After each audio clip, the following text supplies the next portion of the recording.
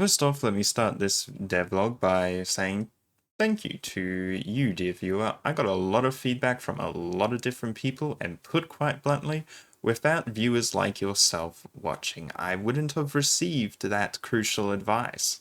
Now, on to the second topic. I've made the executive decision to go from developing a 3D game to a 2D game. The reason for this change comes from my lack of knowledge in coding. I took advice from a comment and pondered.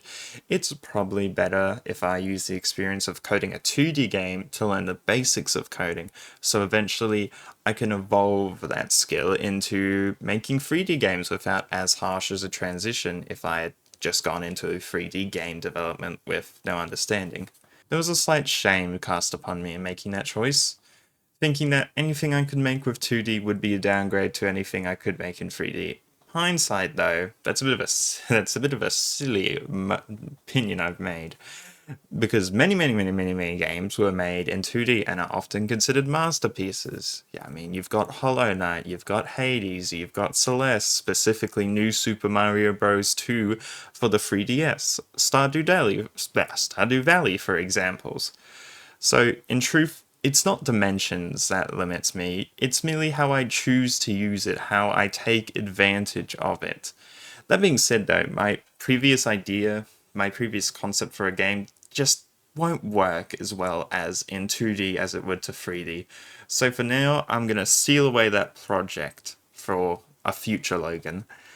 But that leaves us with a problem.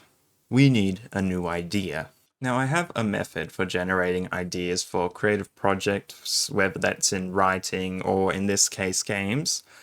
You start with a word, could be any word. Use this word to build off. For example, let's do gambling. Now, you're going to want to search for a word that may be related to your word. So gambling may lead to slots, slots may lead to champs, which could be stretched to roguelike. Then you pick and choose some ideas because at some point you'll get a feel for them and flow them into one big idea. And just like that, you've got something like Cloverpit. Despite my genius in totally making this way of thinking, I can't say it's a foolproof method of getting ideas. In truth, I really struggled to come up with an idea since I now lacked that third dimension.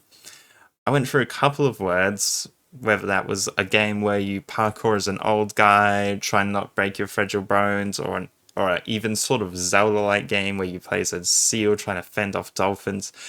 But none of those ideas truly resonated with me, and I spent days thinking of something and hoping that an idea would reach out to me. November 25th, 2:03 a.m.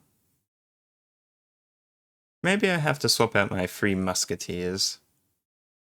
Musket, musket, musket, gun, gun, musket, gun, musket, shoot, gun, musket, shoot, gun, musket, shoot, gun, musket, shoot, gun, musket, shoot, target, gun, musket, shoot, target, gun, musket, shoot, target, gun, musket, shoot, targets, gun, must shoot, target. I've got an idea! Behold, a concept art.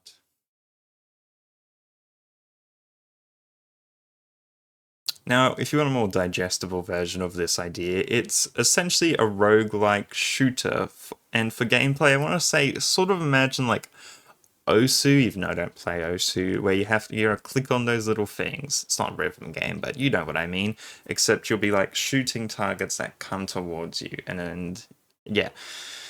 So yeah, that's the plan. The engine, guess we're going with Godot.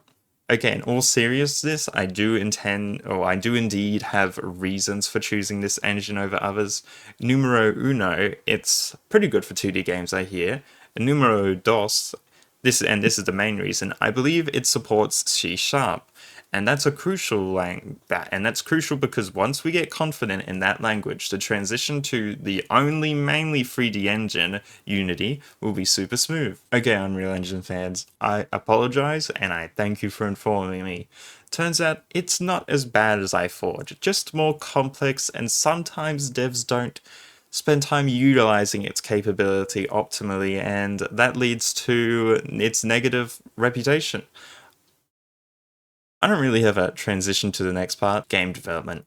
I'd like to break it down into 3 steps I'll be following. First up, ideas. Pretty much there in the title. It's the phase where you write down and drum up some game mechanics, get an idea of what you're doing, and I'd say I'm pretty confident in that step. I need only my imagination, and I've got documents with lots of ideas already about what, well, you know, the idea about the idea that we had back there. Flashback, flashback, flashback.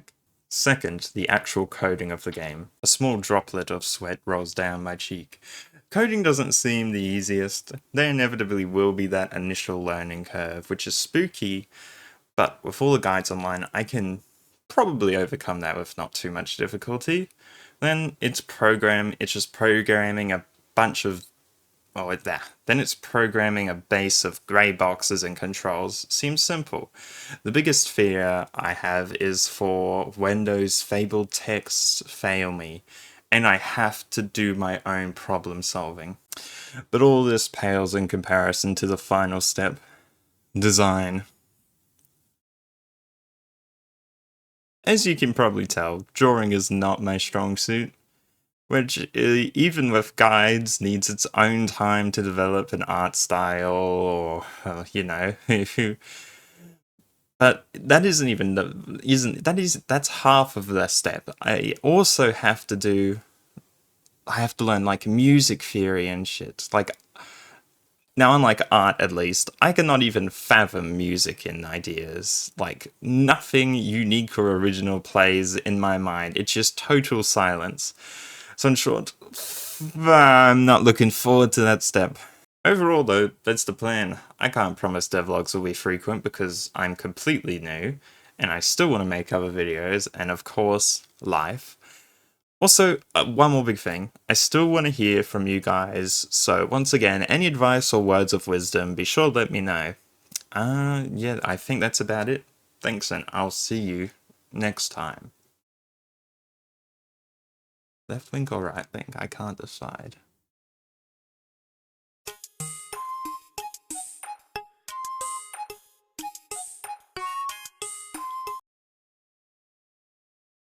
I'm cold, but it's worth it for the bit.